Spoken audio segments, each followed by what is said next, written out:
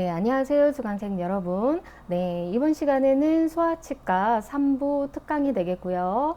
6장 어린이의 행동 조절부터 이제 임상 실무와 관련된 핵심 내용들을 학습을 해보도록 하겠습니다.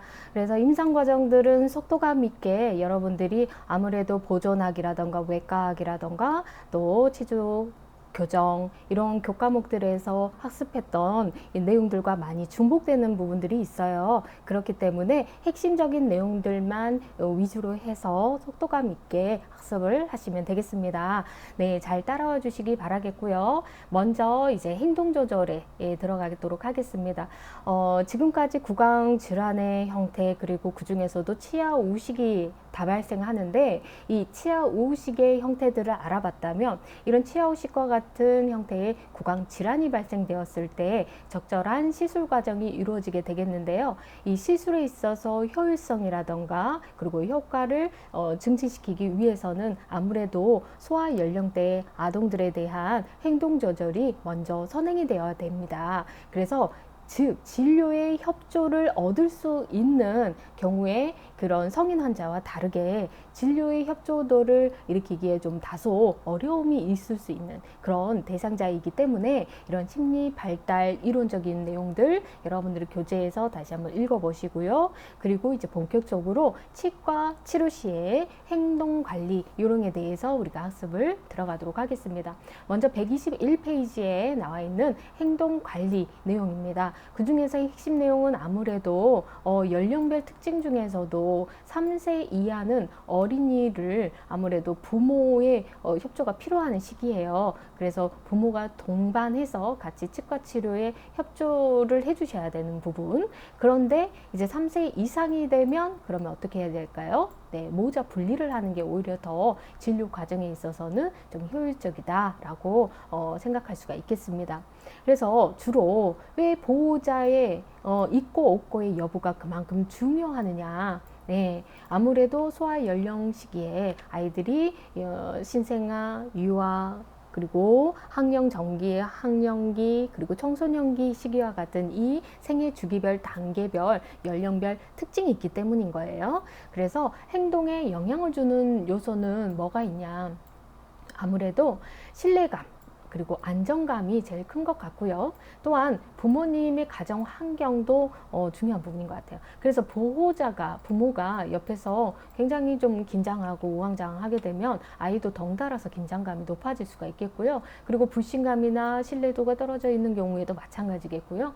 자, 과거에 의과, 치과 치료 경험이 굉장히 안 좋았던 기억이 있는 경우, 그런 경우에도 영향을 많이 미치겠죠. 그리고 어린이의 특성 자체가 특질, 여러분도 각각 한 사람 한 사람의 개개인의 특질이 다 있듯이 아이들도 마찬가지로 개개의 자란 환경이 다르고 각가지 가지고 있는 본성이 있기 때문에 아이들의 특성을 잘 파악하는 게 좋아요. 그리고 부모와 의사와의 관계성도 중요하다. 그래서 부모가 친숙하게 여기고 굉장히 신뢰감을 가지고 있는 경우에 아이에게 협조도를 일으킬 수 있는 요인도 있겠죠. 그리고 진료실의 분위기 그만큼 온화하고 그리고 좀 아이들이 접했을 때 거부감 없는 그런 환경들, 만화에서의 많이 아이들이 좋아하는 캐릭터로 구성되어 있는 환경을 조성해 놓는다거나 또는 그런 관련 물품이나 장난감 이런 것들, 그리고 음악 이런 것들도 마찬가지로 아이들에게 어느 정도의 친숙한 분위기를 만들 수 있는 핵심인 것 같아요. 그리고 보호자와의 관리도 중요합니다. 아까 말했듯이 부모가 있고 없고를 떠나서 일단 먼저는 보호자로부터의 신뢰감을 형성하는 게 중요해요. 그리고 보호자가 같이 의사, 진료자와 함께 삼위일체가 되어서 같이 이렇게 같이 협조도를 일으켜주면 좋겠는데 그렇지 못한 경우 있을 수가 있겠습니다. 그래서 여러분들이 그런 경우에 보호자 분리를 하는 것도 적절한 방법이 되겠어요.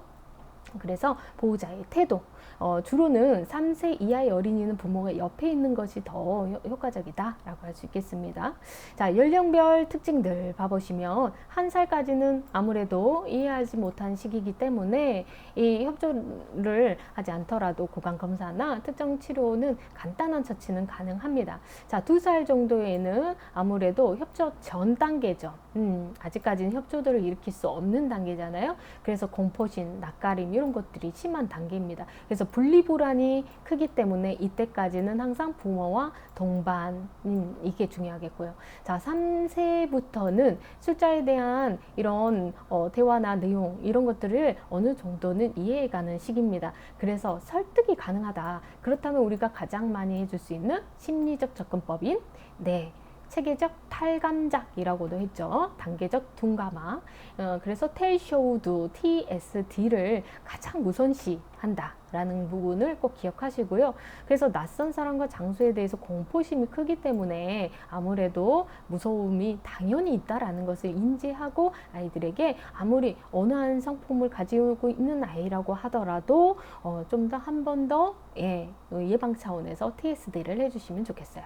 자, 4세부터는 이 공포심은 2, 3세에 심하고요. 4세부터는 감소하는 경향을 가지고 있죠. 그래서 신체 손상에 대해서 약간 무서워하고 공상, 망상이 있는 시기예요. 만화도 많이 보죠. 그래서 설명을 해주면서 흥미있게 이끌어줄 수 있게끔 여기에서도 마찬가지로 TSD를 먼저 적용해 주시면 좋겠고요. 자, 5살 때는 단체 활동, 이제 유치원, 어린이집 다니면서 사회 경험에 대한 적응을 준비하는 시기가 되겠어요. 그래서 이런 치과의 치료나 이런 신체의 불안감이 어느 정도는 있을 수 있지만 그런 공포심을 크게 느끼지는 않습니다. 그래서 부모와 떨어뜨려도 된다라는 거예요. 그리고 또한 자기 외모에 대해서 자랑하고 이런 것들을 좋아해요. 그렇기 때문에 이런 복장, 자기 소유물 이런 것들을 관심 있게 이야기를 이끌어가면 좋겠고요. 자, 6세에서 12살까지는 아무래도 이 아이들이 어느 정도 인지 기능이라던가 이런 감정, 정서 이런 것들이 많이 급변하는 시기예요. 불안정합니다. 그래서 신체 공포심이 다시 강해지는 시기이기 때문에 불쾌한 경험을 하지 않도록 마찬가지로 TSD 이런 것들을 좀 해주시고 약간의 좀 자기가 원하는 대로 안 됐을 때 좌절감을 가질 수 있기 때문에 요거는 또 극복할 수 있는 부분이다라는 것을 같이 해결해 나가보자. 이런 것들을 좀 제안을 해주시면 좋겠어요.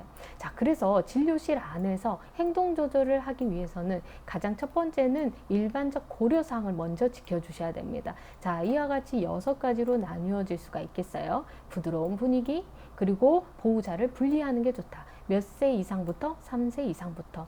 그리고 첫날에는 경미한 치료, 무통적 치료를 해주고 불안감을 감소시켜주고 이제 난이도를 점점 늘려나가면 되겠어요. 자, 가능한 오전 중에 안정된 시간을 하시고 되도록이면 30분 이내의 짧은 시간을 주시고 성장 발육을 고려해서 진단과 치료 계획을 확립하셔야 됩니다.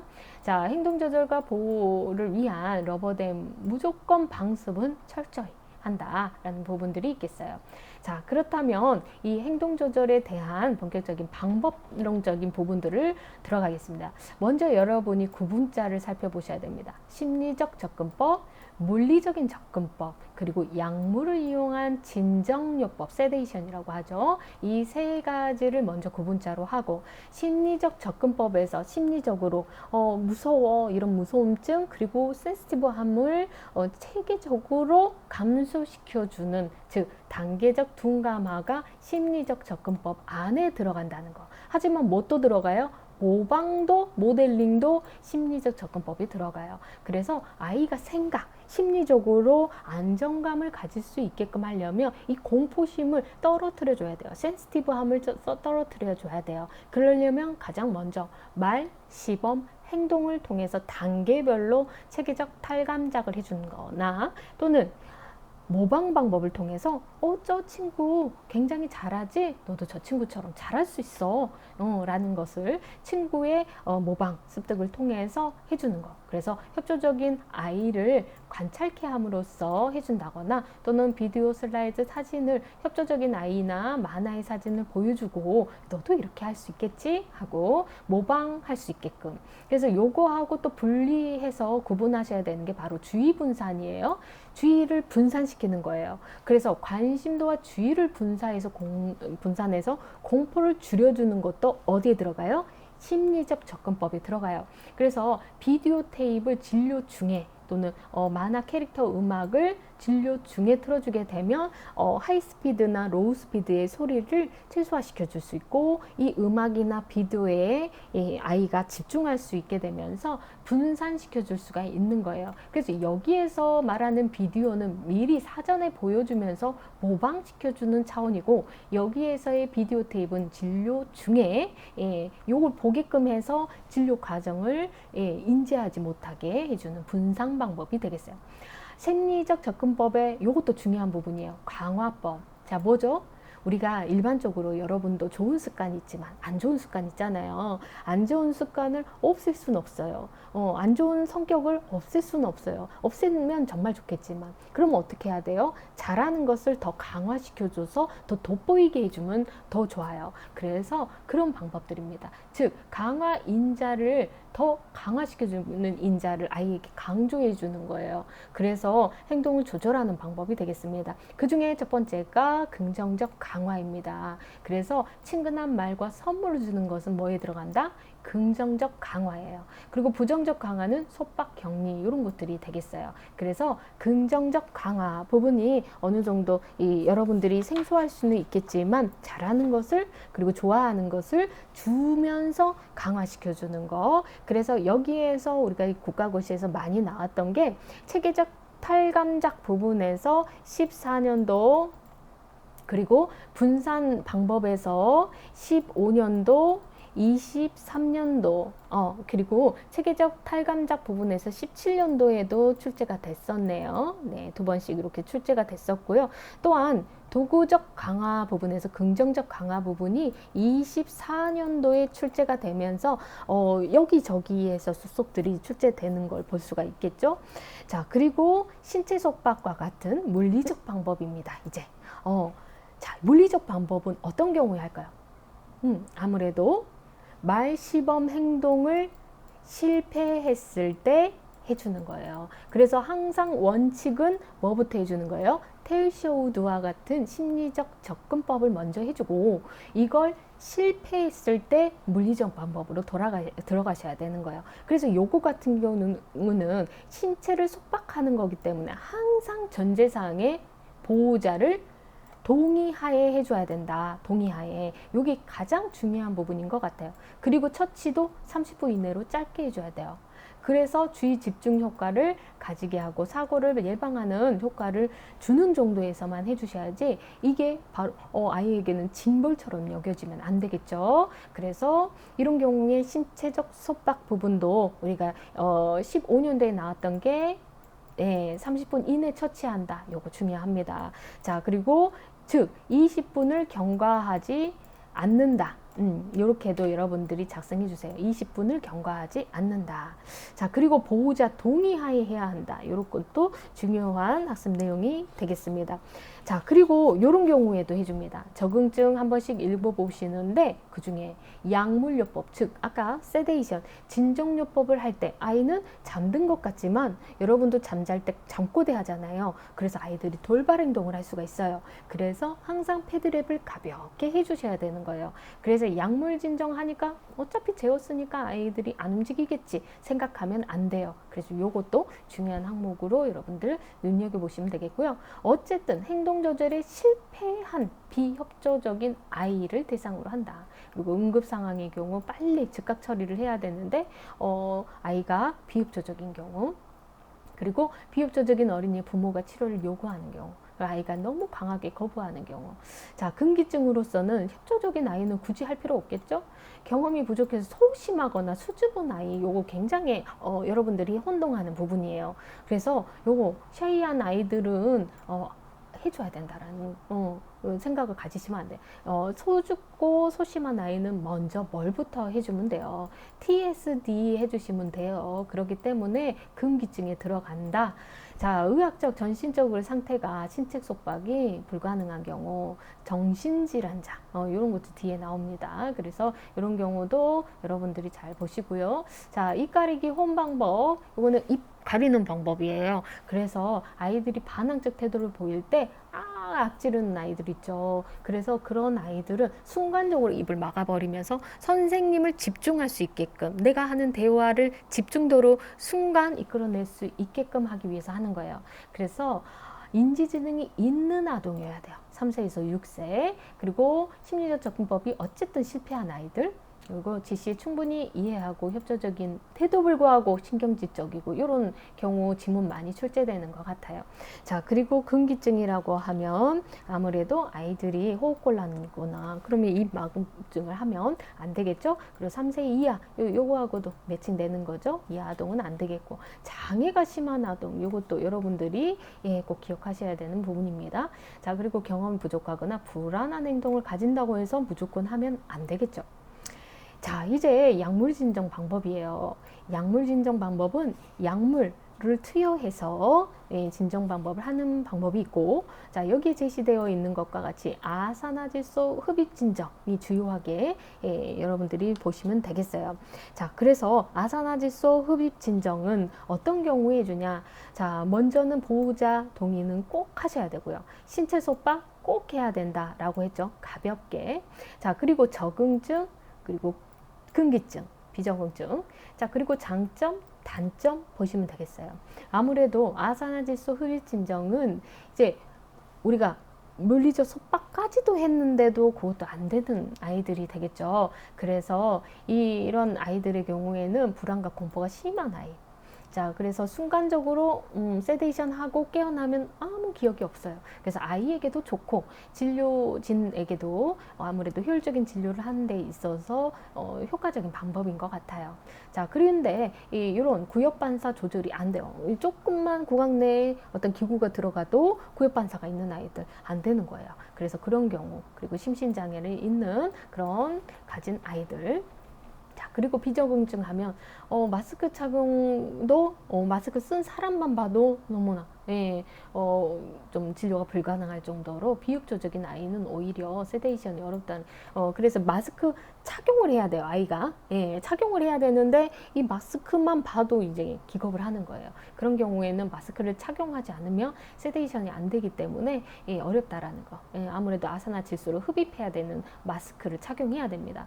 자, 폐쇄공포증 같은 경우 어린이들, 그리고 여러 가지 기도감염증이나 이런 것들이 있으면 약물의 진정 효과를 일으키기가 어렵겠습니다.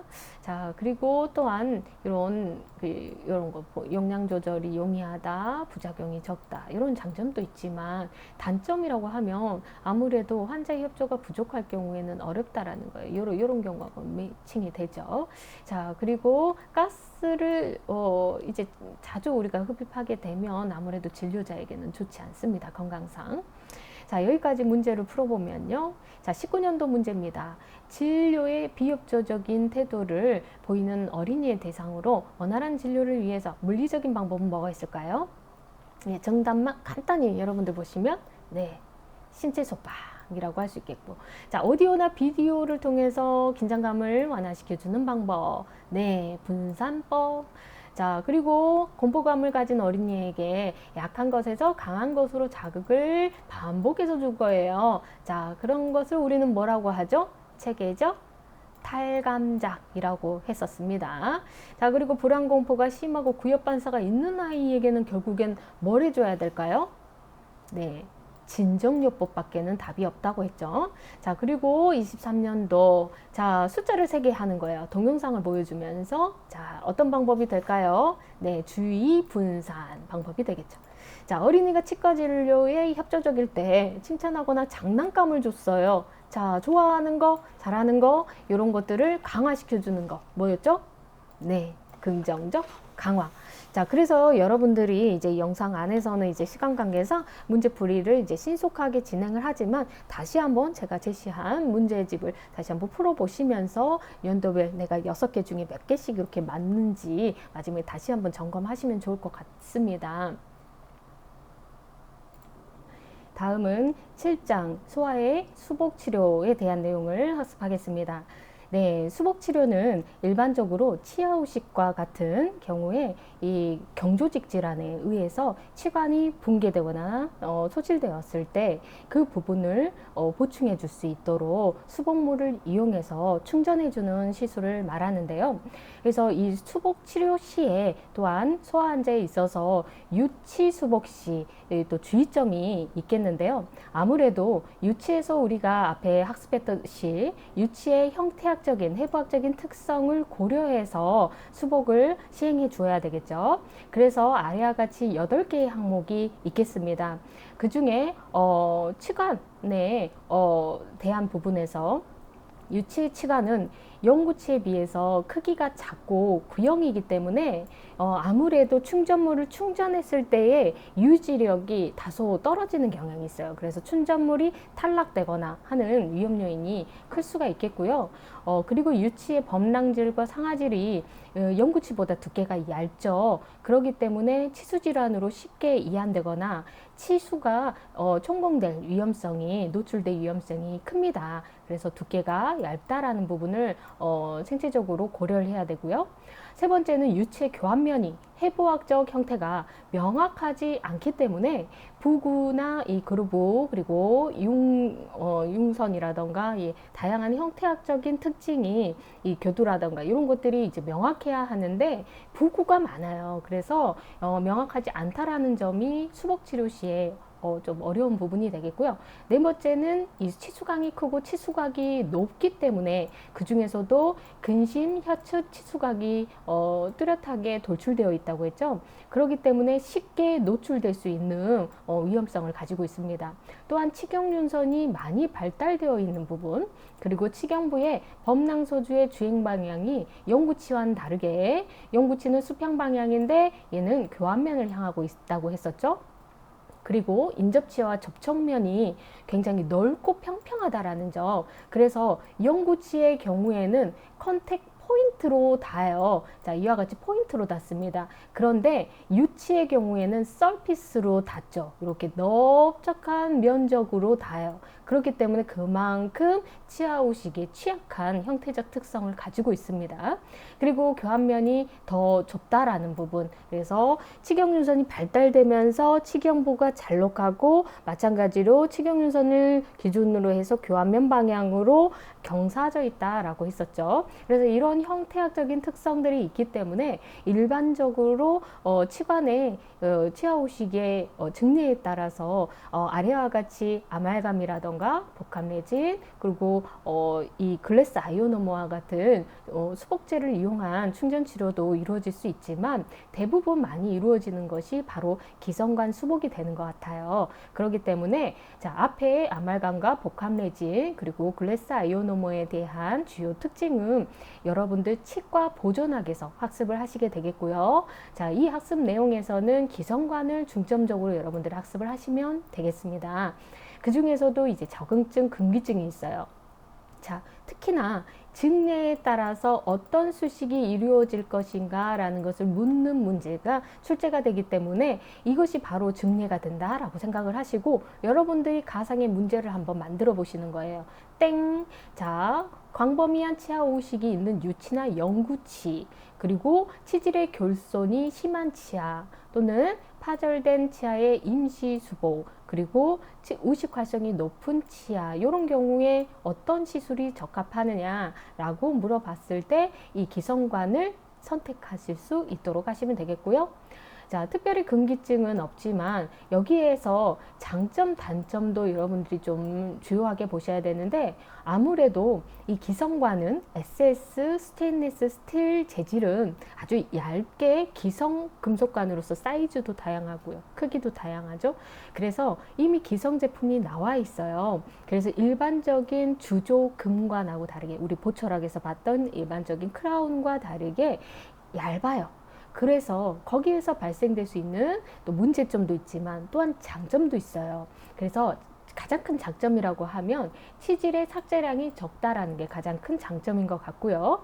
자, 또한 이 조정이 제작이 간편하다라는 점. 그래서 일일 시술로 당일 치료가 완료될 수 있다는 큰 장점이 있어요. 그래서 한 번 처치로 일일 당일 수복이 가능하다. 당일이라고 써주시고요. 자, 그리고 치관 전체 피복을 할 수가 있어요. 그런데 문제는 이제 치경부의 적합성이 떨어진다라는 게 요거하고 반대되는 개념이 되겠고요. 두께가 얇기 때문에 파절된다거나 그리고 천공의 우려가 있어요. 계속 저작을 했을 때 구멍 뚫린 현상이 생길 수가 있겠고요. 완전한 접촉점을 치아 간에 그리고 교합 간에 접촉점을 만들기 어렵다. 이런 부분들이 단점이라고 할 수 있겠습니다. 그에 따라서 여러분들 교재에 구성되어 있듯이 유구치에 적용할 수 있는 기성 금속관에 대한 적응증과 술식 과정 여러분들 주요하게 살펴보시기 바라고, 전치부에는 스테인리스 스틸 재질보다는 투명한 레진관, 셀룰로이드 크라운이 적용할 수가 있겠죠. 그래서 각각의 증례 그리고 수식 과정 보시는데, 자, 레진관에서는 수식 과정은 참고사항이 되겠지만 기성관에서는 수식 과정에서 몇 가지 문제가 출제가 된 바 있습니다. 자, 그래서 관련 내용에서 자, 적응증이라고 하면 가장 두드러지게 광범위한 치아 우식이어야 돼요. 그래서 일반적인 아주 얕은 아주 좁은 작은 크기의 우식 병소가 있다라면 일반적으로 수복 치료를 하면 돼요. 하지만 여기에서 전제 조건은 광범위한 우식이어야 돼요. 광범위한 우식. 자, 그리고 인전면 우식 같은 경우는 치질이 굉장히 낮고 옆으로 납작하다고 했죠. 그렇기 때문에 쉽게 인전면 우식 수복물이 빠져요. 그래서 인전면 우식증의 경우에는 무조건 임상에서는 SS 크라운을 적용하고 있습니다. 또한 다별성 우식증과 같이 수복을 해놔도 또한 남아있는 다른 치질 부위에서 또 치아 우식이 발생될 수 있기 때문에 그런 경우는 아예 SS 크라운을 적용하고 있고요. 또한 신경치료한 치아들은 다 적용을 해야 되겠고요. 또한 범랑질 현선부전증이나 상아질 현선부전증과 같이 치관의 그 치질의 유지력이 부족한 경우에도 해주겠고요. 자, 고정성 간격유지 장치에도 우리가 크라운 앤 루프 해줄 수 있죠. 광범위한 우식의 경우에 인접치아까지 소실됐어요. 그러게 되면 간격유지 장치로서 크라운 앤 루프를 시행해 줄 수가 있겠습니다. 자, 그리고 수식 과정에서 또 주요하게 우리가 살펴봐야 될 게 여러분 학습 목표집에서는 B형으로 변경이 되었지만 혹시나 우리가 출제될 수 있는 부분이라서 여러분들이 한 번 더 눈여겨보시기 바래요. 그 중에서 먼저 크라운을 씌우기 위해서는 치아를 삭제해야 되겠죠?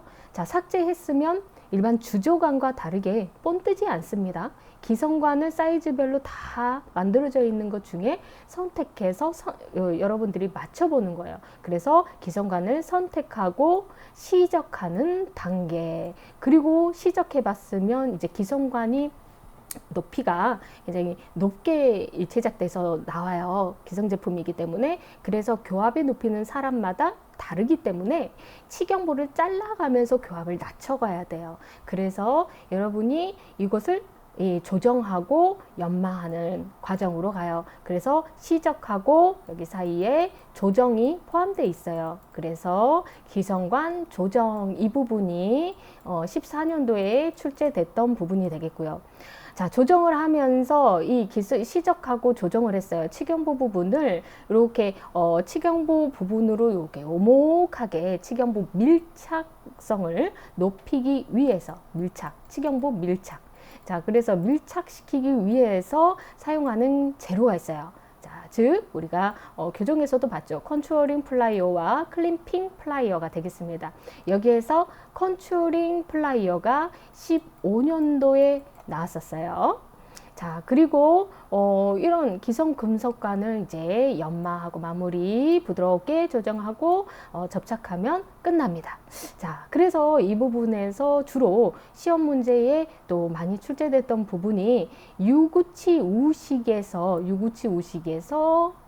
적용할 수 있는 수복 방법은 광범위한 우식일 때 수복 방법은 해가지고 여기에서 18년도에 출제가 또 됐었던 부분이 있고요. 또한 기성금속화는 아까도 이야기했듯이 당일 치료가 가능하다. 이 부분이 20년도에 출제가 됐던 부분입니다. 자, 그리고 셀룰로이드 크라운 같은 경우는 구치부가 아닌 어느 치아에 적용할 수 있어요? 전치부 사급 와동의 경우에 우리가 시행해 줄 수 있습니다. 그래서 이 셀룰로이드 적응증에 대해서 여러분들 출제가 17년도에 이렇게 출제가 됐어요.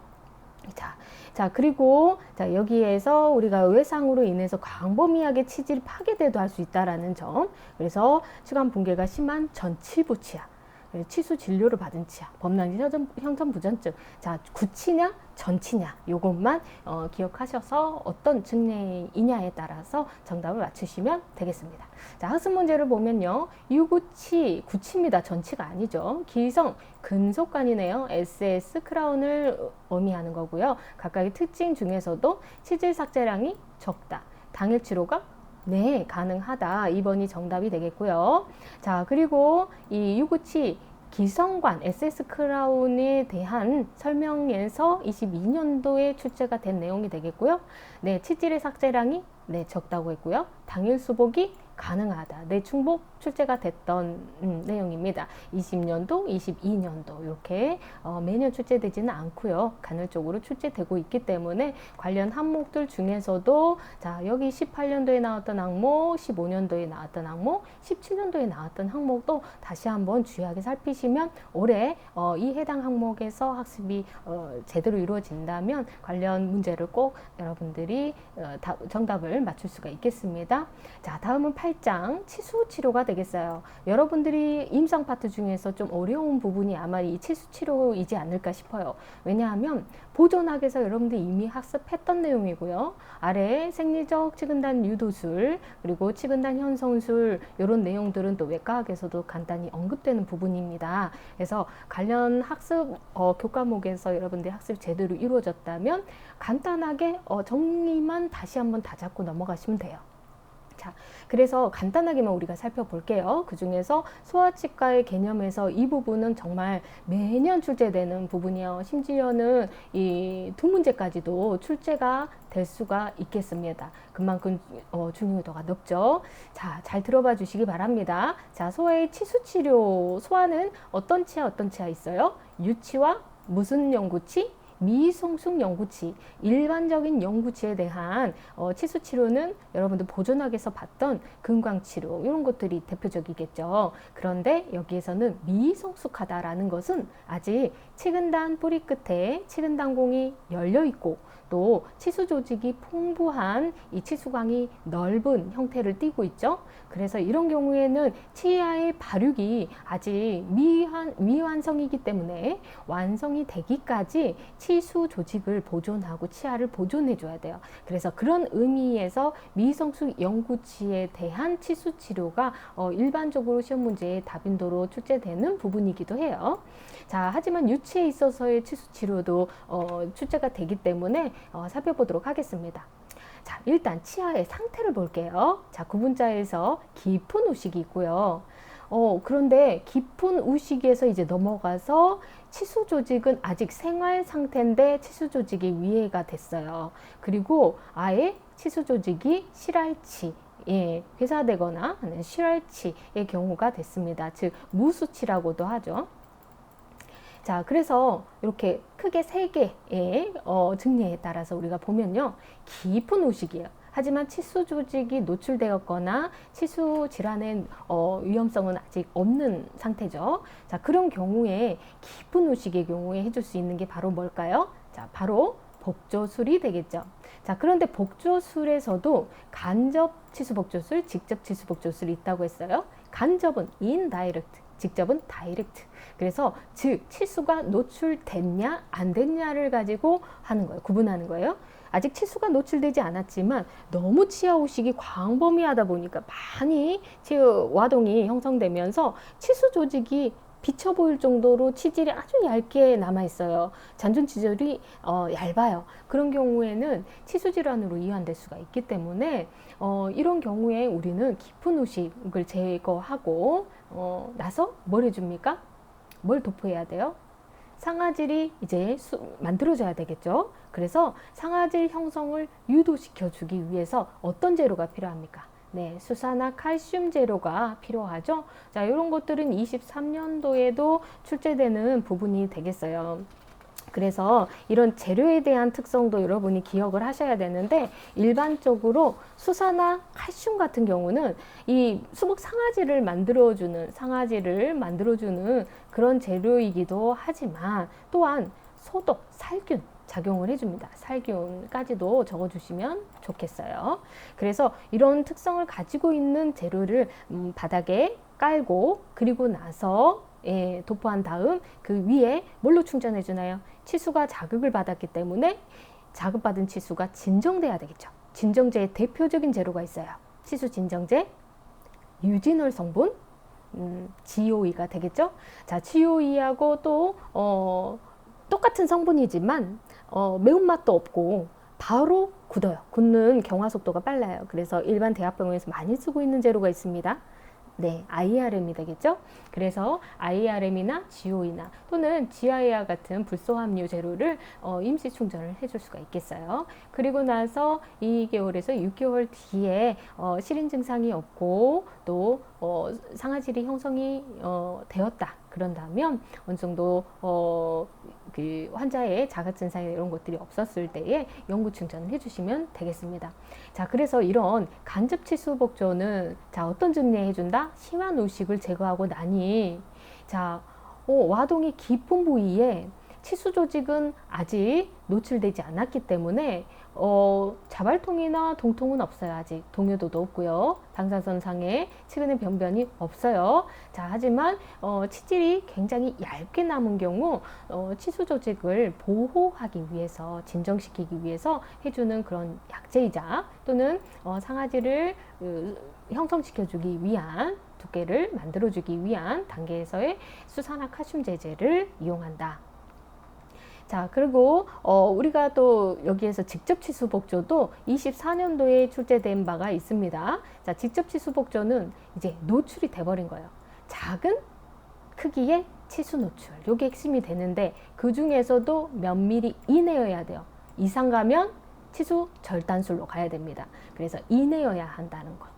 그리고 또한 이게 유치에서도 할 수 있지만 미성숙 영구치에서도 할 수가 있어요. 무슨 의미냐? 미성숙 영구치에서 직접 치수 복조를 해주고, 여기서도 마찬가지로 수산화 칼슘 도포를 해주게 되면 치질이 그 중에서 상아질 조직이 형성될 수가 있겠죠. 그래서 유치나 미성숙 영구치에도 해준다. 자, 그래서 여기에서는 이 부분을 좀 주요하게 보시면 되겠어요. 치수가 노출이 됐죠. 자, 그렇기 때문에 여기에는 출혈이 발생되겠죠. 그래서 출혈 부위를 세척하고 어떻게 해줘야 돼요? 지혈 처치를 해준다는 거. 그래서 이 부분에서 20년도에 출제가 됐습니다. 지혈 처치 단계가. 자, 그리고 여기에서 사용하는 약제, 수산화 칼슘 먼저 도포하고, 그리고 나서 GOE, IRM을 도포하시면 되겠고요. 자, 그리고 그 중에서도 아직은 치수의 생활력은 있어요. 그래서 치수가 1mm 이내로 노출됐다고 하면 직접 치수 복조를 통해서 그 1mm 이내 스팟으로 노출된 부위를 수산화 칼슘으로 보충해 주시면 돼요. 그런데 1mm 이상 노출이 됐습니다. 그러면 무슨 수식으로 가야 된다고요? 네, 치관부의 치수만 잘라내는 거예요. 치군부의 치수는 사용을 하고, 그래서 치수 절단술이라고도 하죠. 그래서 펄포토미, 잘라낸다, 절단한다. 그래서 치관부 치수 조직만 제거하고 치근부 치수 조직은 남겨둔다. 자, 그런데 여기에서 일반적으로 치수 절단은 두 가지로 구분됩니다. 자, 요거 중요한데요. 사용하는 약제에 따라서 구분을 해요. 포머크레졸이라고 하는 FC를 사용하느냐, 또는 수산화 칼슘 제로인 클로로하이드록시를 사용하느냐. 그래서 이와 같이 하이드록시아, 아파타이트와 같은 그 치아의 성분이잖아요. 그래서 이 재료를 사용하느냐. 그래서 이 수산화 칼슘을 이용하는 치수 절단술을 CH, 그리고 다른 말로는 생리적 치근단 유도술을 할 때에 적용할 수 있는 방법이 되겠고요. 포멀크레졸을 이용하는 경우는 이 절단된 표면 부위를 아예 고정, 응고시켜버려요. 그렇기 때문에 어떤 약제의 효과가 그곳을 통과해서 들어가진 못해요. 그래서 치근 부위의 생활력을 아직 가지고 있는 치수 조직이 세포 활성이 왕성하고 또한 미성숙 영구치와 같이 치근 단공이 열려 있는 경우에, 그리고 치근도 아직 길이 성장이 완료를 못했어요. 그런 경우에 길이 성장도 시켜줘야 되고 협착도 시켜줘야 돼요. 열려있는 치근 단공을. 그런 경우에는 세포 활성이 왕성한 걸 좀 이용해서 이런 양리적으로 얘를 흡수시켜줘서 자연 발생적으로, 즉 생리적으로 스스로 상아지를 폐쇄하고 길이 성장, 뿌리 길이 성장까지 스스로 생리적으로 할 수 있게끔 도와주는 저렇게 역할을 해줄 수 있는 게 바로 수산화칼슘 절단술이 되겠어요. 자, 그런데 포몰크레졸은 어떻다고요? 표면을 아예 응고시켜버리니까 양리 작용이 통과를 못해요. 그래서 FC 토미의 경우에는 유치에 많이 한다는 거. 네, 그리고 요거 중요합니다. 자, 수산화칼슘을 이용한 치수 절단술은 미성숙 영구치에 많이 한다는 거. 그래서 이 증례로 많이 출제가 되는 부분이 되겠어요. 자, 그래서 미성숙 영구치의 경우에 치관부의 치수를 절단했어요. 그럼 거기에 어떤 약제를 깔아주면 될까요? 자, 우식치질을 제거를 했어요. 그랬더니 치수가 절단하고 나니 출혈이 되겠죠? 그래서 마찬가지로 우리가 압박 지혈을 해줍니다.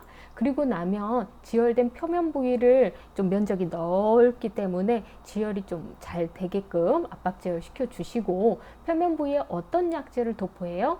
수산화칼슘 제제. 그리고 수산화칼슘 제제 중에서도 강화형으로 밀착도가, 밀폐력이 우수한 재료가 바로 MTA예요. 요즘에는 MTA 많이 쓰거든요. 그래서 수산화칼슘 대체제 라고 생각하시면 되겠어요. 그래서 MTA를 먼저 도포해주고, 그리고 나서 GOE-IRM, GPC로 임시 충전을 해주시면 되겠습니다. 그래서 다음 네온시에 이상이 없다면 영구 충전을 해주는데 꼭 3개월 뒤에 치수 절제술을 해줘야 돼요. 즉 무슨 말이에요? 치근이 완성되고 나면 절제술을 해주는 거예요. 자, 그렇다면 이 치수 절단술을 이용한 미성숙 영구치에서 치근단 유도술하고, 다른 말로 생리적 치근단 형성술이라고도 하니까 일반적인 생리적이라는 단어가 없는 치근단 형성술하고 여러분들 헷갈릴 수가 있어요. 혼동하지 마시고요. 앞에 무조건 생리적 단어가 들어가면 뒤에 형성술이라고 하지라도 유도술이라는 거. 그래서 시험 문제에는 주로 유도술로 나와요. 그래서 이 생리적 치근단 유도술하고, 그러면 형성술하고의 구분은 뭐냐? 자, 유도술은 자, 이런 경우입니다. 뿌리가 아직 열려 있어요. 길이 성장도 안 되어 있고요. 자, 치수광이 이렇게 넓적하게 열려 있어요. 그러면 길이 성장과 같이 밀폐도 시켜야 돼요. 이 두 가지를 다 생리적으로 유도해 주는 것이 유도술이에요. 자, 그런데 형성술의 경우에는 뿌리는 길이 성장까지는 했어요. 그런데 여기가 열려 있는 거예요. 그래서 여기만 이렇게 밀폐를 시켜주면 되는 거죠. 그래서 이 부분을 밀폐시켜 줄 때 우리가 해주는 것이, 여기만 밀폐시켜 줄 때 해주는 것이 바로 형성술입니다. 자, 그러면 수산화칼슘이 밀폐를 시켜주고 상아지를 만들어주는 양리이기 때문에, 자, 치수 절단하고 이 위에 도포했던 치근단 유도술과 다르게 치근단 형성술은 어떻게 해야 될까요? 치수 절제술을 해버립니다. 다 끝까지. 그리고 나서 비타팩스와 같은 수산화칼슘 제형 성분을 뿌리 끝까지 다 채워줍니다. 자, 그랬을 때 여기 뿌리 끝까지 다 채워지기 때문에 아무래도 점차 이 3개월에서 6개월 간격으로 확인을 해보면 여기가 밀폐되어 있는 걸 볼 수가 있어요.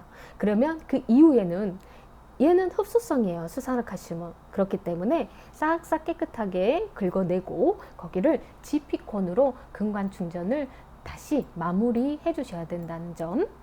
자, 그러면 이제 이 치근단 형성술은 어떤 치아일 수 있어요? 요런 치아들 다 어떤 치아입니까? 미성숙 영구치의 경우에 해준다. 자, 그런데 실활치면 치근단 형성술, 생활치면 치수 절단술 해줘야 되니까 유도술로 가시면 되겠죠. 자, 이런 증례가 많이 나옵니다. 그래서 다시 한번 형성술과 유도술 두 가지 구분 잘 하시길 바라겠고요. 마지막으로 이제 치수 절제술은 여러분들 일반적으로 알고 계시는 엔도 과정입니다. 그래서 수식 과정은 생략하고 넘어가도록 하겠고요. 자, 그 중에서도 이 외상에 의해서 이렇게 외상에 의해서 미성숙 영구치가 생활력을 가지고 있는 경우에 어떤 처치를 할 것인가, 요게 20년도에 출제가 된 바가 있고요. 또한 시술 과정 중에서 19년도에 출제가 되었습니다. 그래서 두 가지 꼭 기억하시고요. 그리고 치근단 형성술에서는 미성숙 영구치, 실활된 미성숙 영구치, 이 부분이 전제로 17년도에 나와서 치근단 형성술을 마치는 문항으로 출제가 됐고요. 자, 그게 또 14년도에도 출제된 바가 있습니다. 자, 그래서 이 내용이 만약에 올해 출제가 된다고 하면 여러분들이 꼭 맞출 수 있도록 하시면 되겠고요. 자, 그래서 지금까지 문제를 한번 풀어볼게요. 자, 19년도 출제 문항이에요. 유도술입니다. 시술 과정이네요. 연결로 옳은 것은 재료가 나왔죠. 그래서 시술 과정 재료 중에서 눈여겨봐야 될 게 어떤 재료였죠? 네, 아무래도 수산화 칼슘 제제가 핵심이었어요. 대체제가 뭐가 있었죠? 네, MTA라고 하는 제체제 있었죠. 자, 여기가 정답이 되겠고요. 자, 20년도 8세 어린이에요. 외상으로 인해서 상악준절지가 파절됐습니다. 어떤 연구치입니까? 어떤 연구체예요? 미성숙 영구치죠. 자, 아직 치근 뿌리 끝이 형성이 됐어요, 안 됐어요? 아직 발달이 덜 돼 있는 상태가 되겠어요. 자, 2mm 정도의 치수가 노출돼 버렸네요. 그러면 복조술로는 안 되죠. 절단술로 가야 됩니다. 외상이 되었기 때문에 치근 부위 치수는 아직 건강한 상태이겠죠. 치족을 파절도 없네요. 뿌리는 아직 온전한 상태예요. 그러면 동요도도 없고요. 어떤 시술로 가면 될까요? 네, 여러분들 잘 맞췄나요? 네, 유도술로 가시면 되겠습니다. 자, 그리고 치수 절단술에서 치수 조직을 제거했더니 절단했잖아요. 그러면 어떤 현상이 벌어지겠어요? 치수 조직도 연조직이죠. 절단했으니까 출혈이 되겠죠. 그럼 어떤 수식이 이루어져요? 네, 지혈이 돼야 되겠죠. 자, 22년도 외상으로 치수가 노출된 미성숙 영구치. 자, 치수의 생활력을 유지하기 위한 방법, 치근부의 치수의 생활력을 유지합니다. 그러면 절단해야 되겠죠. 자, 그런데 미성숙 영구치이기 때문에 치수 절단술 FC로 가면 안 돼요. 자, 뭘로 가야 됩니까? 네, 치근단 유도술로 가셔야 되겠죠. 4번이 정답이 되겠고요. 자, 23년도 문제예요. 치간부의 치수를 제거하고 치근단의 형성을 유도해 줄 거예요. 유도. 자, 치간부의 치수 제거. 치근부는 그대로 놔두고. 자, 그러면 어떤 재료가 필요할까요? 자, 치수 조직으로 양리 효과를 보내줘야 되겠죠. 어떤 재료에? 수산화 칼슘 제조. 그리고 24년도 미성숙 영구치에 우식 치료를 하다 보니까 1mm 이내로 노출됐네요. 뭘로 정답이 가면 될까요? 1mm 이내니까 치수 복조인데 어떤 치수 복조예요? 이내에 노출이니까 노출이 됐죠. 그래서 직접 노출된 부위에 수산화 칼슘을 도포해 줘야 되겠죠. 그래서 5번이 정답이 되겠습니다. 직접 치수 복조술. 자, 다음은 소아의 외과적 치료예요. 여러분들이 구강외과에서 이 소아 환자의 외과 처치뿐만 아니라 일반적 환자의 외과 처치에서 제일 많이 하는 게 아무래도 국소 마취 후에 발치가 되겠어요. 그래서 이 발치와 국소 마취를 하고 나면 이 환자에 대한 후처치, 유의사항 내지는 발치 후 주의사항 이런 것들이 이루어져야 됩니다. 그래서 이런 내용들은 여러분들 구강외과에서도 학습했던 내용이기 때문에 교수님이 작성했던 내용들 이런 것들 주요하게 여러분들이 살펴보고 학습을 하시면 되겠어요. 그래서 이런 것들 유동식 10분에서 15분 꺼즈를 꼭 씻고 이렇게 지혈이 된 다음에 귀가시킨다. 뺨 씹지 않도록 한다. 입역금지, 과격한 운동 피함, 그리고 필요시에는 항생제, 진통제 준다. 이런 것들.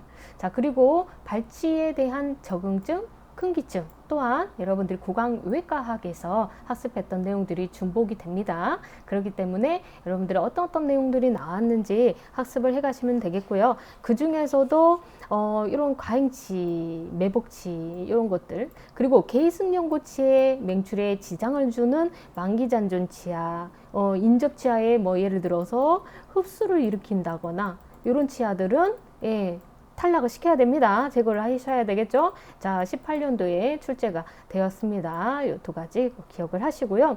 자, 또한 이 환자 보호자에게 또 유의사항 동의 뭐 얻는다 이런 것들, 그래서 주의사항을 설명한다, 이 부분이 이 주의사항 부분에서 16년도에 출제가 됐기 때문에 관련 내용들 좀 여러분들이 참고해서 학습을 하시면 되겠고요. 그리고 추가적으로 아주 오래전에 출제가 됐는데요. 여기에서 금기증에서 14년도에 출제가 됐고, 그 중에서도 이런 방사선 치료를 받는 아이들이나 항암 치료나 이런 받는 아이들의 경우에는 이제 골질이 아무래도 치유 과정이 좀 어려울 수가 있어요. 그렇기 때문에 금기증이라는 거 요거 좀 하나 더 기억을 해 주시고요. 그리고 주의사항 중에서도 이제 여러분들이 유의사항하고 같이 겸해서 살펴보시면 되기 때문에 한 번씩 읽어보시는 정도로 정립하시기 바라겠고요. 자, 치성 감염의 특징은 B형 항목이니까요. 요거는 그냥 참고만 하시면 되겠습니다. 자, 구강 소수술에서 여기에 과잉치 부분 중요하다고 했죠. 아래 과잉치는 뭐 발거해야 된다라는 발거의 적응증에 들어가기도 하지만, 또한 과잉치를 발거하지 않으면 구강 내 어떤 영향을 미치길래 발거를 해야 되는지 그 내용에 대해서 세 가지로 정리를 해봤습니다. 자, 맹출, 매복되어 나타나는 경우가 다 발생합니다. 그러다 보면 이 중절치의 측은 부분에 매복되면서 이 측은의 흡수를 나타내는 게 가장 많은 특징이에요. 자, 그리고 정중과잉치가 제일 다 발생하는 증례가 되겠고요. 그러다 보면 이제 유전치가 만기잔존하거나 영구절치의 맹출을 방해하게 되죠. 자, 그래서 정중이계도 발생시키고 생활력 상실이나 낭종을 형성시킬 수 있다. 그래서 여기에서 낭종인데요. 네, 낭종. 이 낭종 부분이 24년도에 출제가 됐습니다. 그래서 미치는 영향 다시 한번 여러분들이 살펴보시면 되겠습니다. 나머지는 이제 구강 병리학에서 다시 한번 중요도 있는 학습 내용이니까요. 여기에서는 중요도가 거의 떨어져 있기 때문에 여러분들이 그냥 가볍게 넘어가시면 되겠어요. 자, 학습 문제를 풀어보면요. 21년도 유구치 발치 시의 유의사항입니다. 자, 어떤 지문이 정답이 될까요? 아무래도 발치 기자를 주로 사용합니까? 네, 연구치 발치 시에 발치 기자를 사용하죠. 유치에는 발치 기자를 사용합니까? 안 합니까? 네, 사용하지 않습니다. 자, 그리고 발치 기구를 미리 아이에게 보여줍니까? 보여주면 안 되겠죠. 자, 근원심으로 움직이면서 발치를 할까요? 네, 요거는 엘리베이터 기자를 이용해서 주로 하는 거잖아요. 그래서 연구치의 경우에. 자, 그리고 발치와는 변변이 없어도 소파를 합니까? 소파를 절대 하지 않습니다. 연구치에 영향을 줄 수 있기 때문에. 자, 그리고 발치 전에 엑스레이 영상을 먼저 확인을 하고 환자 보호자에게 설명을 해줘야 되겠죠. 그래서 5번이 정답이 되겠습니다. 자, 상악 절치부에 과잉치가 매복돼 있어요. 인접치아에 어떤 영향을 미칠 수 있다고 했죠? 네, 아까 잠깐 언급을 했었죠. 낭종 형성이 정답이 되겠습니다. 측은 파절이 아니고 측은 흡수였죠. 흡수. 네, 이런 식으로 여러분들이 학습 내용이 왜 이게 맞고 틀리고 이런 것들을 좀 더 감별해 가면서 문제풀이를 다시 한번 하시면 좋을 것 같습니다. 네, 다음은 이제 외상성 손상입니다. 외상성 손상에서도 중요한 학습 내용은 정해져 있습니다. 여러분들 학습 도움되시라고 이런 내용들은 들어가 있지만 그 중에서도 시험 문제에 좀 다빈도로 출제된 항목들이 있어요. 아직 소아 환자의 외상의 역학, 어떤 경우에 많이 발생되고 발생 빈도, 호발 부위, 그리고 호발 치아, 그리고 호발 연령, 그리고 호발 성별 이런 것들이 되겠죠. 그래서 일반적인 특성, 발생 빈도까지 이렇게 정리를 해놨으니까요. 여러분들이 연령, 요때 많이 호발되고, 손상의 유형에서 유치열, 영구치열 이렇게 구분해서 상악은 들어가 버리는 함입이 많고, 하악은 안으로 들어가는 설측변이가 많고, 그리고 영구치열은 파절이 많다. 요거는 조금 기억을 하시면 좋을 것 같습니다. 자, 그리고 요거는 이제 고강외과학에서 학습하는 내용이기 때문에 넘어가도록 하겠습니다. 그림도 넣어놨으니까요. 여러분들이 좀 추가적으로 학습하고 싶어하는 학생들은 다시 한번 점검을 하시면 되겠고요. 자, 그리고 외상에 대한 치료 과정, 이 부분에서 앞에 우리가 치수 치료를 봤었어요. 그래서 일반적으로 거기하고 연계해서 어떤 시술이 주로 이루어지는지 이런 것들을 좀 매칭해서 보시면 도움 많이 될 것 같아요. 그 중에서도 일반적으로 이 범랑질에 국한된 치관파절이면 날카로운 부위를 다듬어 준다거나 수복 치료를 해줄 수 있죠. 그래서 치수 노출이 없는 파절의 경우에는 수복 치료를 해줄 수 있기 때문에 여기까지는 그다지 중요도가 떨어집니다. 그런데 치수 노출을 동반한 치관파절이에요.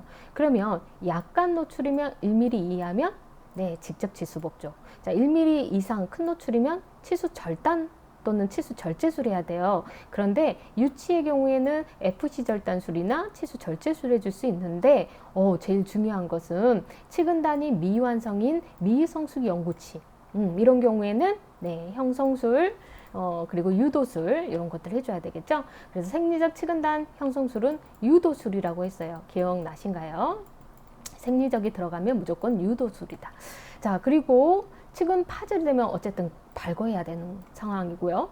자, 변이 되는 경우 이런 것들 한 번씩 출제가 되는데요. 그 중에서도 함입 여기에서 16년도, 진탕 여기에서 23년도 이렇게 출제가 되었습니다. 그리고 완전 탈구에서 15년도 이렇게 출제가 됐고요. 자, 진탕이라고 하면 정의를 먼저 알아야 돼요. 치아의 변이나 동요는 없어요. 하지만 치주 인대 조직만 손상을 받은 거예요. 그렇기 때문에 그냥 관찰하고 주기적인 검사만 해도 돼요. 그런데 함입됐거나 또는 정출됐거나 이런 경우가 또 문제죠. 그래서 항상 제 맹출, 제 위치라고도 써주세요. 자, 제 위치 시키고 나서 교정력으로 견인해주고 제 위치를 시키고 나서 고정술을 해주시면 되겠어요. 제 위치 후 고정. 자, 그리고 정출도 마찬가지로 다시 밀어 넣어서 제 위치 후 제 위치 시킨 후 고정. 여기 별표. 자, 그리고 완전 탈구 제일 중요한 부분이 되겠습니다. 외상으로 인해서 많이 발생되는 부위가 미성숙 영구치에서 상악충절치. 그래서 이런 경우에는 유치 같은 경우는 발치해도 무방합니다. 그런데 미성숙 영구치의 경우에는 제식을 해줘야 되는데요. 이 제식에 영향을 미치는 요인이 있습니다. 자, 그래서 제식에 영향 미칠 때 가장 중요한 건 시간인 것 같아요. 30분 이내에 와야 성공 확률이 90%. 적어도 60분 이내에 오는 게 좋다. 그래서 탈구 후 60분 이내 제식. 그래서 탈구된 치아의 보관 상태 이런 것들은 기본적으로 여러분들 알고 계시는 건데 중요한 건 또 이거예요. 치조와 소파 해야 됩니까? 안 해야 됩니까? 소파 절대 하면 안 되겠어요. 세척만 간단하게. 그리고 치근 처치, 치근 표면을 이물질을 가볍게 핀셋으로 조심히 제거하지 긁어내면 안 되겠죠. 그래서 식염수로 가볍게 씻기만 하고 요거 중요합니다. 소독제나 불소독포 하지 않습니다. 학습 문제를 풀어보면 22년도 8세 어린이 미성숙 영구 중절치가 되겠죠? 완전 탈구 되었네요. 아직 치근이 형성이 됐을까 안 됐을까요? 아직 안 됐죠. 그래서 세포 활성이 왕성하기 때문에 채식 후 고정해주면 돼요. 고정. 그리고 나서 기다리고 이제 신경치료를 하면 되겠죠. 자, 그래서 정답은 뭐가 될까요? 일반적으로 여러분들이 완전히 근관치료를 한다라고 생각할 수 있는데 치근단공이 열려 있고 안에는 치수 조직의 세포 활성이 왕성하기 때문에 완전히 치수 조직을 제거해버리면 안 돼요. 그렇기 때문에 제 위치 후 고정. 요게 정답이 되겠고요. 생리적 동요를 허용하고 고정을 해준다. 자, 그리고 치아 외상에 대한 특징입니다. 타진에 민감하네요. 자, 동요도는 없어요, 다행히. 자, 요거는 뭐가 될까요? 네, 어떤 현상입니까? 진탕. 예, 정답은 2번이 되겠습니다. 자, 다음은 이제 교합에 대한 발달 과정. 자, 교합에서는 교정학하고 여러분들이 동일한 내용이에요. 그렇기 때문에 교정학 공부한다라고 생각하시고 들어주시면 되겠고요. 자, 이 중에서 다빈도로 많이 출제되는 항목들 하면은 이런 그 유구치의 교합관계, 이 제2 유구치의 교합관계, 요거 있죠. 수직형, 근신계단형, 원신계단형. 여러분들이 좀 더 나아가자면 수직형의 경우에는 제2 유구치의 원심면 상하하악을 이렇게 그어봤더니 수직형이네요. 자, 하악이 전방 돌출돼 있죠. 근신계단. 하악이 원심으로 후퇴했죠. 원심계단형. 이렇게 여러분들 기억하시면 되겠고요. 자, 여기에서 정상교합을 나중에 나타낼 수 있는 형태는 어떤 형태다? 수직형이다. 정상교합을 나타낼 수 있습니다. 자, 그런데 여기에서 문제는 근신계단형 하면은 나중에 이게 정상교합입니다. 제1급 부정교합이거나 정상교합이거나. 자, 그런데 이 근신계단형 같은 경우는 자, 하악이 어떻게 돼 있어요? 전방으로 돌출됐죠. 자, 그럼 나중에 이형구치에도 하악이 돌출증, 즉 클래스 3가 될 가능성이 높다. 자, 원신계단형은 하악이 후퇴했네요. 자, 상악이 전방 돌출했죠? 그래서 2가 될 가능성이 높다. 자, 유견치 교합 관계입니다. 자, 여기에서는 유치의 경우에는 유견치 교합도 봐요. 그래서 여기에서 1급, 2급, 3급을 나타내는데 자, 여기에 1급 같은 경우는 유치가 상악 유견치의 첨두가 하악 유견치에 어디 있어야 돼요? 상악은 무조건 하악의 앞에 있을 거라고 여러분은 생각해요. 하지만 반대입니다. 하악의 유견치의 원심 부분에 있는 경우, 이렇게 수직선상을 그어져 있는 경우, 이게 정상교합이 되겠고요. 2급 같은 경우는 첨두가 하악 유견치보다 전방에 있거나 후방에 있거나 이렇게 구분하시면 되겠습니다. 그림을 보시고 여러분들이 학습을 하시면 좋을 것 같아요. 자, 그리고 수직교합관계 하면 즉 전치부에서의 교합관계예요. 자, 요거는 여러분들 교정학에서도 보시죠. 절단교합, 그리고 너무 깊게 물려요. 심피계 교합. 그래서 3분의 1 이상 또는 3분의 2 또는 2분의 1 이상 덮고 있는 경우. 즉 어떤 경우가 정상교합이에요? 3분의 1에서 4분의 1 이내여야 돼요. 요만큼만 덮고 있어야 되는데 이렇게 덮고 있는 거예요. 이런 경우에는 딥바이트라고도 하죠. 과학의 교합. 자, 그리고 개방교합. 전치부는 열려 있어요. 자, 그리고 반대교합. C3의 경우 이렇게 나타날 수 있습니다. 자, 유치혈의 공간. 이형구치가 맹출하는 공간 확보에 있어서 중요하죠. 생리적 치관 공급. 자, 그래서 생리적 치관 공급 하면은 영장 공급. 자, 그리고 기타 발육하는 과정에서 이제 앞골이 성장이 커지면서 치아 사이 틈이 추가적으로 생긴 부분 발육 공급. 두 가지를 구분하자면 영장 공급은 상악은 앞, 하악은 뒤. 그래서 상악 유견치가 기준, 하악 유견치가 기준인데 상악은 유견치의 앞, 하악은 유견치의 뒤에 있는 공간이 되겠고요. 그리고 발육 공급은 유전치 사이에 영장 공극을 제외한 나머지 공극이 되겠습니다. 자, 그리고 유치혈에만 존재하고 영구절치의 맹출 공간을 제공을 하죠. 여기도 마찬가지로 영구절치의 맹출 공간을 제공해 줍니다. 자, 또한 구치부의 측방치군, 측방치군, 그래서 견치, 제1유구치, 제2유구치, 이 측방치군의 근원심 폭경 합의 차이, 이게 바로 리에이 스페이스였죠. 자, CDE의 합이 무엇보다 크다? 3, 4, 5보다. 영구치가 원래 클 거라고 생각하지만 반대다. 그렇기 때문에 나중에 영구치가 맹출할 공간을 확보시켜 줄 수 있는데 여기에서 교정학에서는 좀 더 심도 있게 상악 공간보다 하악 공간이 더 커요. 그래서 이 제1대구치가 처음에는 커스프와 커스프가 닿아요. 그런데 하악이 전방으로 이동하면서 구와 커스프가 이렇게 오목하게 위치할 수가 있어요. 그래서 하악이 전방으로 이렇게 간다. 자, 그래서 전방 이동이 더 크다. 그래서 제1대구치 교합 관계를 나중에 결정 지을 수가 있는 그런 핵심도 존재합니다. 그래서 요거는 추가적으로 C번, D번, 2번이 공간 확보가 되면서 3번 용구절치 또한 앞쪽 치아 공간까지 배열에도 제공을 해주고요. 조기 탈락 시에는 제1대구치가 어떻게 되겠어요? 앞으로 치우쳐서 근심 이동을 해버린다라는 점. 그래서 공간 부족으로 인해서 부종교합을 일으키게 되겠죠. 자, 그래서 유치열에서 이상적인 교합이 있고 혼합치열계에서의 교합 관계가 있어요. 유치열에서 이상적인 교합은 치아는 모두 몇 개죠? 상악 10개, 하악 10개? 네, 20개. 치아의 모양은 나눈형을 띠고 있죠.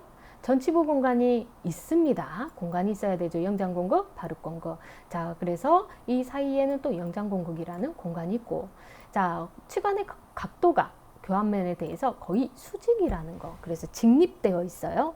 영구치와 다르게 직립. 그리고 상하악 제2유구치의 원심면이 같은 수직 편면상 터미널 플랜에 대한 제2유구치 원심면 수직선상을 가지고 있죠. 자, 혼합치열기로 넘어가면 이제 제1대구치가 올라오는 게 과정이죠. 그 중에서 제1대구치 맹출과 관련된 부분이 있고 이제 전치부 교환 관계가 있어요. 먼저 전치부 관계를 보면 여러분들 이제까지 보셨던 미운오리 시기, 순측경사와 뻗으러진 니, 부채꼴 모양으로 이거는 일시적인 변이맹출, 이소맹출이에요. 자, 그래서 이거는 나중에 측방치아가 맹출되면서 해소되는 일시적인 현상이다. 부정교합이 아니고. 그리고 하악전치 맹출 시에 유중절치 설측에 하악절치가 맹출되는 경우가 있습니다. 자, 제1대구치 맹출에는 맹출 전에는 치아가 잇몸 안쪽에서는 이렇게 근심 이동해 와요. 그리고 나서 맹출 후에는 이 영장공극과 발육공극을 폐쇄하면서 올라와서 영장공극과 발육공극 그리고 리에 스페이스가 폐쇄되면서 근심 이동을 하게 되는 거죠. 그래서 초기에는 근심과 설측 방향으로 경사져서 이동해 오다가 맹출 후에는 리에 스페이스나 이런 공간을 통해서 근심 이동을 통해 이제 최종적인 자리를 잡는다라고 생각하시면 되겠어요. 자, 학습 문제를 풀어보면 자, 21년도 혼합치열기 전기에서 나타나는 특징. 자, 혼합치열기 전기에는 어떤 특징이 주로 나타날까요? 네, 여러분들 앞에서도 학습했던 내용이 되겠어요. 제 핵심 내용은 혼합치열기 전기 어떤 치아가 가장 먼저 올라와요? 제1대구치 변이맹출 근심 이동하면서 자 22년도 영구절치가 맹출되는 시기에 현상 눈에 바로 띄죠. 네, 부채꼴 모양의 정중이계가 나타나는 이소맹출의 형태의 일시적인 미운오리 시기. 자, 그리고 24년도 하악, 상악, 유전치 사이의 공간이네요. 영구전치 맹출에 활용되는 것은 어떤 공간이 될까요? 영구절치의 맹출에 활용되는 공간, 그리고 영구절치 사이의 맹출 공간이에요. 유전치 사이에 견치 있습니까? 유견치 상악은 앞, 하악은 뒤, 근심 원심 이런 내용 없죠. 그러면 정답은 발육공극으로 가시면 되겠습니다. 자, 기타 치열 공간 관리를 위해서 가장 문제는 일찍 공간이 상실되는 게 제일 문제인 거예요. 유치에 의해서. 그래서 유치가 너무 빨리 빠지게 된 구조적인 원인 하면 아무래도 조기 상실, 치아 후식, 그리고 맹출 지연이나 변이 맹출 이런 것들도 있을 수 있겠죠. 그렇다면 그 공간 관리를 위해서 우리가 해줄 수 있는 게 뭐예요? 공간 유지 장치. 자, 여기에서 핵심은 장치를 잘 알아야 되는데 일단 편측으로 한 개나 치아가 상실되었을 때 이 밴드앤 루프나 크라운앤 루프를 해줄 수가 있겠고요. 자, 디스타시오를 해줄 수가 있겠어요. 이 두 가지로 구분해야 되는데 증례로는 제1 유구치는 있어요. 제2 유구치가 상실됐어요. 자, 그런데 제1대구치가 있으면 공간 유지 장치를 해주면 돼요. 그런데 제1 유구치가 상실됐어요. 견치는 있습니다. 자, 그리고 제2유구치가 다행히 있어요. 마찬가지로 예, 루프 장치를 해주시면 돼요. 루프. 자, 그런데 지대치가, 지지해주는 이 치아가 치아후식이 없으면 밴드앤 루프로 가시면 돼요.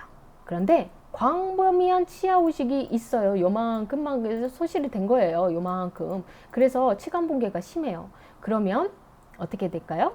네, 크라운 앤 루프로 가시면 돼요. 그래서 광범위한 우식이 있으면 크라운 앤 루프, 우식이 없다 그러면 밴드 앤 루프로 가시면 되죠. 자, 그런데 문제는 후속 치아가 없어요. 잇몸 저 아래 엑스레이 상으로 잇몸 하방이 있어요. 그러면 뭘로 가야 돼요? 원심 편자. 원심 편자라고 하는 디스탈 쇼를 해줄 수가 있습니다. 편자, 쇼를 디스탈 부분에, 원심 부분에, 자, 기역자 모양으로, 네, 원심 편자를 이렇게 설축 부분으로 해주는 거예요. 이렇게. 그래서, 수직바, 그리고 수평바 두 개로 기역자 모양으로. 그래서 이 올라오고 있는, 맹출되고 있는 제1대구치가 여기를 가이드 삼아 쭉 올라올 수가 있어요. 그래서 후방 치아가 없어. 루프를 할 수가 없네요. 그런 경우에는 원심 편자다. 네, 제2유구치, 조기 상실. 자, 그리고 설축호선, 자, 이런 것들은 어떤 경우냐?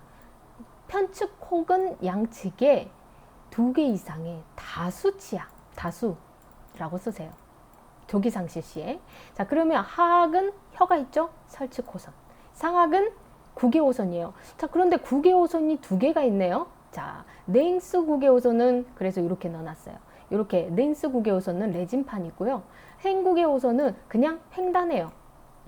그래서 밴드 양쪽에 설치하고 횡단하는 이 장치가 되겠어요. 그런데 얘가 근심 이동해가지고 침하될 수가 있겠죠. 그래서 근심 이동을 방지하기 위해서 전방 절치 안에 오목한 부분 있죠. 예, 절치 고개면 넘어가는 부분에 이 오목한 부분에 판을 대서 근심 이동을 못하게 해주는 거예요. 그래서 이거는 냉스 하자에 의해서 냉스 구개호선이라고 하는 거고, 자, 요런 장치가 없으면 그냥 횡단한다? 그러면 횡구개호선이에요. 그래서 어떤 경우냐? 횡구개호선은 편측 다수치하고요. 냉스 구개호선은 양측으로 너무 많이 빠져 있으니 근심 이동할 수가 있겠죠. 그래서 양측 다수예요. 이렇게 2가지로 구분하시면 좋을 것 같고요. 마지막으로 가cep식 장치도 사용할 수가 있겠습니다. 자, 그래서 증례에 따라서 어떤 장치 쓸 수 있는가 이런 것들 다시 한번 살펴보시면 되겠어요. 자, 문제를 풀어보겠습니다. 자, 8세 어린이의 하악 좌측에, 예, 좌측에 제1유구치, 제2유구치가 상실됐어요. 자, 그리고 하악 좌측 제1대구치 교환면은 치면 열구전색이 돼 있어요. 자, 그러면 2개 이상의 다수치아 상실이죠. 어떤 재료가 들어갈까요? 하악은 혀가 있죠. 무슨 호선? 네, 설축 호선. 자, 20년도 문제입니다. 9세 어린이의 하악 좌측 제1,2유구치가 상실했을 때 어떤 장치가 들어가면 좋다? 네, 설축 호선 또 중복되죠. 자, 그리고 21년도 문제가 되겠습니다. 자, 5세 어린이의, 자, 마찬가지로 5세 어린이의 그 구강검사 결과 어떤 공간유지 장치가 필요하냐. 자, 유견치는 건전하네요, 다행히. 자, 유구치 상실됐고요. 요건 치수치료가 돼 있으니까 뭘 씌워줘야 돼요? 네, 크라운 씌워줘야 되겠죠? 그러면 무슨 장치? 네, 크라운 앤 루프로 정답이 가시면 되겠죠. 네, 잘 따라오고 계시나요? 자, 23년도 하악이 양측이네요. 자, 그러면 정답은 네, 설축호선. 자, 그리고 24년도 하악의 우측에 제1유구치가 조기 상실됐어요. 자, 그리고 양측에 인접치아가 건전한 경우예요. 그러면 어떻게 될까요? 건전하니까 밴드 앤 루프로 정답이 가시면 되겠죠. 자, 기타 구강 악습관, 네, 손가락 빨기 부분만 좀 보시면 되겠고요. 손가락, 엄지손가락 많이 빠니까 상악전돌증, 그리고 전치부 개방비와 많죠. 자, 그래서 어떤 장치 써줄 수 있어요? 교정학에서 배웠죠? 텅크림. 자, 그래서 어떤 증례가 많이 나타나는 거예요? 상악, 전치의 순측경사, 하악전치, 설측경사가 많이 나타나고 이런 2개 정도도 많이 심하게 나타난다. 요것만 여러분들이 참고하시면 되겠어요. 자, 그리고 기타 장애인 치과 진료 시에 여러분들이 교재에서 좀 한 번씩 시간이 되시면 읽어보시면 좋겠는데요. 여기는 국가고시에서 다빈도 출제 문항은 아니에요. 하지만 과거에 출제됐던 부분이 이 뇌성마비 환자의 경우에 16년도 자, 어떤 진정해줘? 행동 조절에서 뇌성마비예요. TSD 안 되죠. 테시오드. 자, 뭘 해줘야 됩니까? 결국에는 약물 진정. 자, 여기 나와 있죠? 자, 이 항목이 16년도. 자, 그리고 네, 19년도에 뭐가 나왔냐? 머리와 턱을 고정한다. 자, 여기가 19년도에 출제가 됐습니다. 자, 여기까지 해서 문제를 한번 풀어보면, 자, 19년도 문제. 뇌성마비 환자를 치료할 때 유의사. 예, 환자의 머리 고정을 꼭 해준다. 움직이지 않도록. 자, 그래서 이런 내용으로 우리가 학습을 이제 마무리를 해볼게요. 그래서 여러분이 소아치과 학습한 내용 종합적으로 영상 자료를 통해서 이러닝 학습이 정말 장점이 여러분이 반복 학습할 수 있다라는 거와 속도를 내 맘대로 조절할 수 있다라는 거예요. 저도 시간이 뭐 많이 여의치 않은 경우에는 뭐 1.5배속이나 2배속으로 해서 계속 반복적으로 뭐 어떤 뭐 독서 내용들을 듣는다거나 이런 것들을 많이 하고 관련 영상들이나 이런 것들도 빠른 시간 안에 파악하고자 할 때 많이 활용하는 방법들이에요. 그래서 여러분들도 어떻게 보면 한 학기 동안 15주 수업으로 운영했던 이 전반적인 내용들 중에서도 국가고시의 핵심 내용만 뽑아가지고 그것도 이제 이 충분한 시간이 주어진다면 한 항목 한 항목 한 단락을 상세하게 설명드릴 수 있지만 국가고시 특강에 대한 특성상 간략하게 그리고 여러분들이 알고 있냐 모르고 있냐를 점검하면서 모르고 있는 내용들을 좀 더 집중적으로 학습할 수 있는 그런 과정이 되겠고 또한 문제풀이가 제일 중요한 것 같아요. 그래서 다양한 학습 문제를 여러분들이 접하시면서 여러분이 가지고 계신 문제집이나 모의고사 문제들을 다양하게 풀어보면서 학습 내용에서 좀 불충분한 부분들을 보충해 나갈 수 있는 시간을 앞으로 가지시면 좋겠습니다. 네, 오늘 학습했던 내용들 종합적으로 마무리하면서 마지막으로 여러분들 첨부 세 번째 파일로 드렸던 이 국가고시 연도별 출제 문항들 오늘 같이 풀어봤는데요. 다시 한번 여러분들이 풀어보면서 재점검할 수 있는 시간 가지시기 바랍니다. 여기까지 오늘 소아치과 국가고시 특강을 마치도록 하겠습니다. 오랜 시간 동안, 장시간 동안 여러분들 학습하시느라 수고 많으셨고요. 다음에 좋은 기회에 또한 좋은 컨텐츠로 찾아볼 수 있도록 하겠습니다. 네, 감사합니다.